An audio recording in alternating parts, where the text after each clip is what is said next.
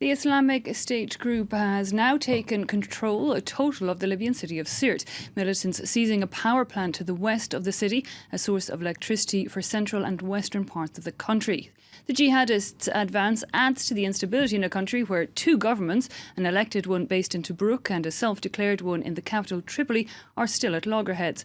Well, with us to look further into the situation, we're joined by our terrorism expert, Wasim Nasir. Wasim, are you surprised that the Islamic State group has taken full control of Syrte, this power plant?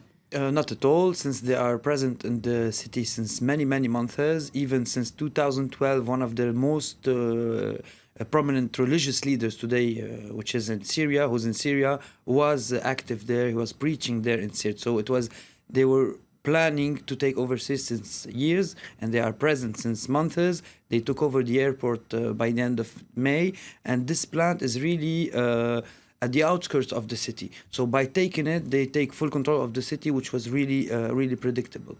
Okay, do you think the Islamic State group will advance more across Libya?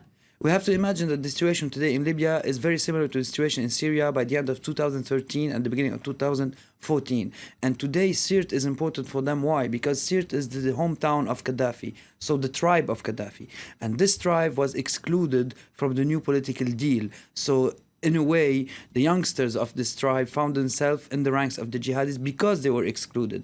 And as you were saying, there's much confusion today in Libya, and the Islamic State, as they did in Syria and Iraq and other places, even in Yemen, they are building their system on failed states. So, of course, we can imagine that will get more and more stronger in Libya. We saw it in Derna. The first city where they were present was Derna. They were holding like a small part of the city.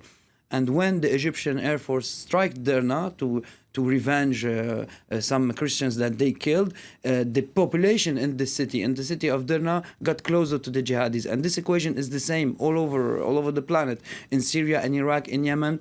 If the war gets harsher, people will find themselves in the sides of the jihadis. Indeed, and they profit from that political Exactly. vacuum. We'll have to see if those two governments will manage to come together in the face of their common enemy, if you like. Wasim Nasir, thanks indeed for that.